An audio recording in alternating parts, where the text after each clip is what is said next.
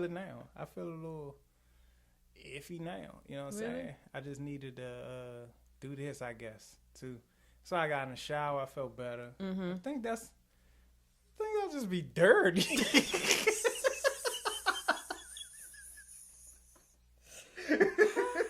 Your butt itching, so you ain't in a good mood.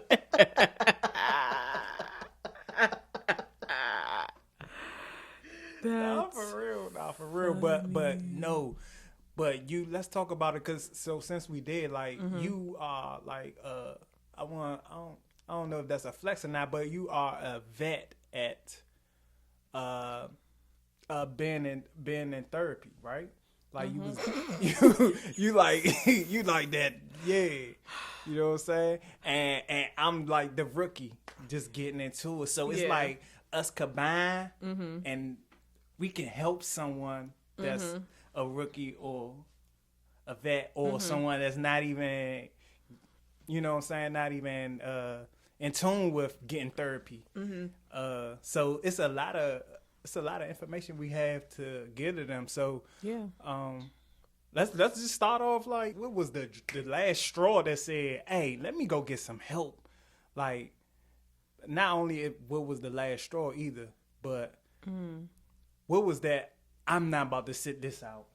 I'm not about to sit here and say it'll be better tomorrow. What do that look like? To me, I think um I knew that I needed to go to therapy like soon as I left the hospital.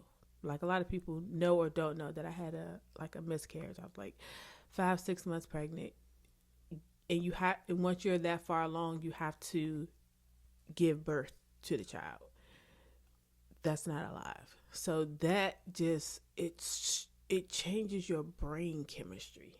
Mm. So I knew that I was really, really just gone. But when you're gone like that, you don't have the tools or the mental capacity to even call for help. So for many years, I was just kind of just going through the motions, um, just depressed, falling into a deeper, deeper depression each year. And then I want to say it wasn't until maybe it could have been like 3 years after that that I went. Whoa, Yeah.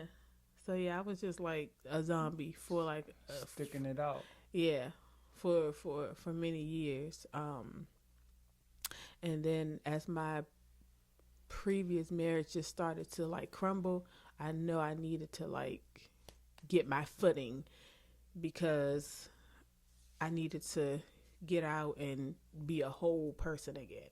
So I think those two things was like my push to get help. Yeah. After you found out, like, hey, all right, it's time for me to find a therapist. Like, Mm-hmm. was the therapist you picked? Was that the first one Mm-hmm. that you, and that's the only one that you didn't have to switch? No, I didn't switch. So luckily for me, like one of my friends, her name is B. Shout out to B. She recommended her therapist to me. Okay. So Okay. I got really, really, really lucky. And shout out to Dr. Tucker, like you saved my life, girl.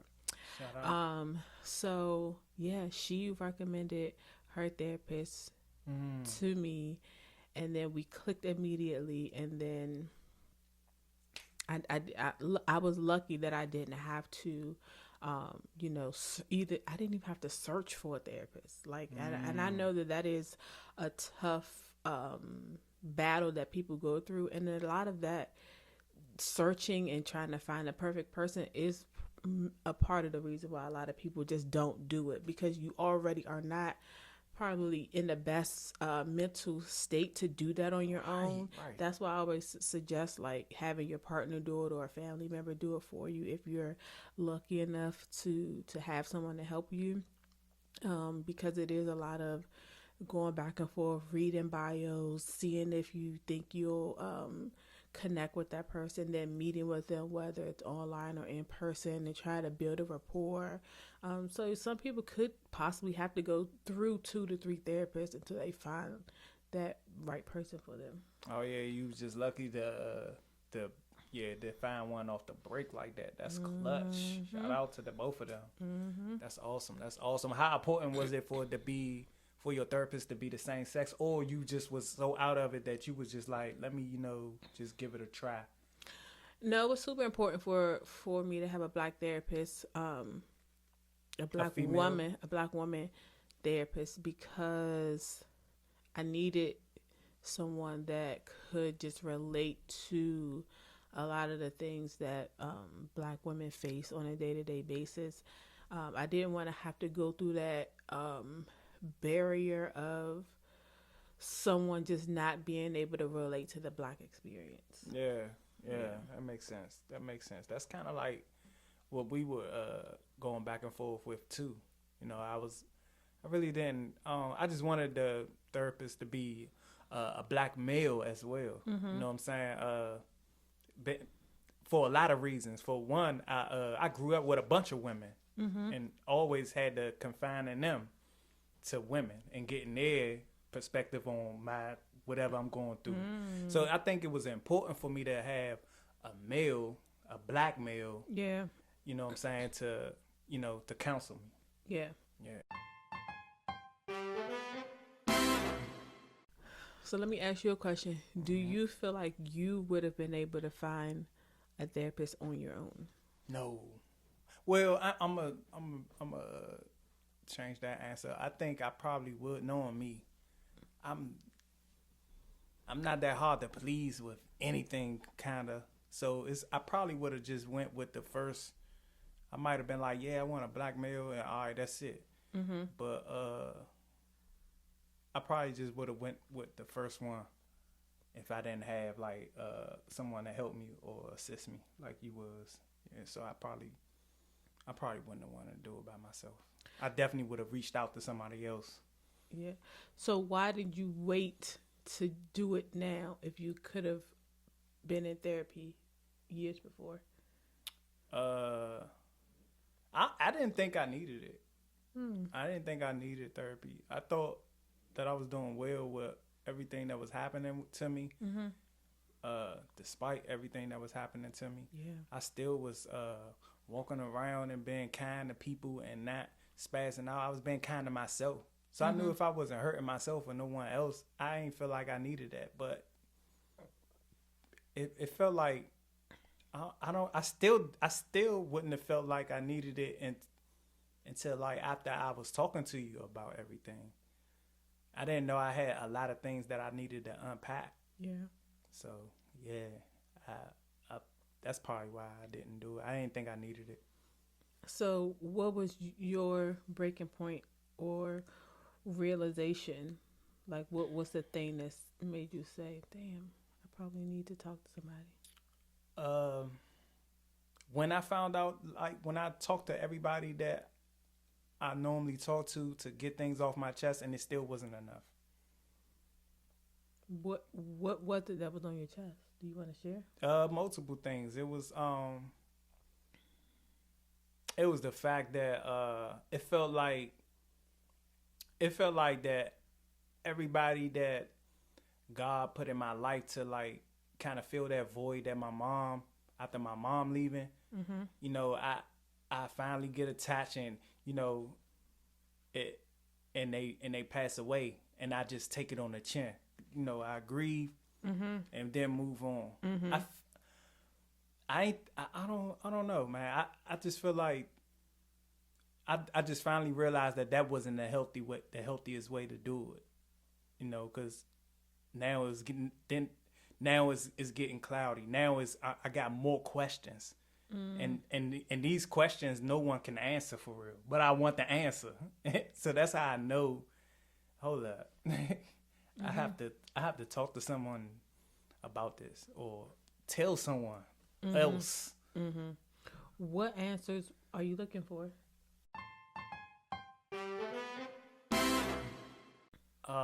Good question. It's a lot. So maybe because the short time that I had with my mom, I could only speculate some of the behavior and things that I do that I get from her. Mm-hmm. Everything else, I don't know where I get it from. Mm-hmm.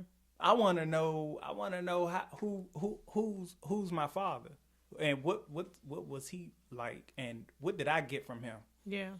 Why, or why am I getting the way I carry myself with women from him?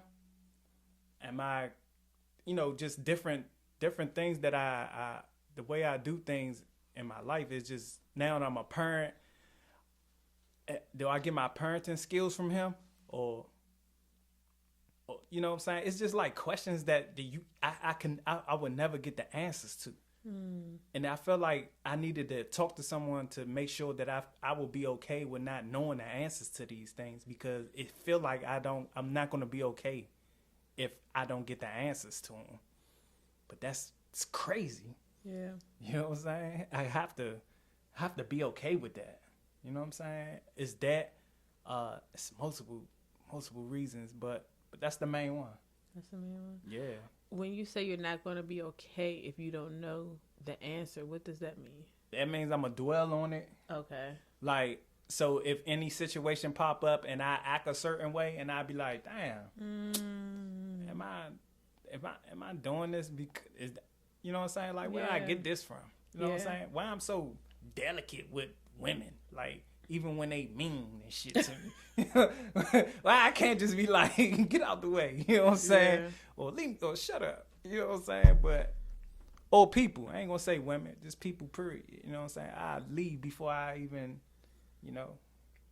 defend myself, and I want to know the answer. I want to know, is this something that I can change about me?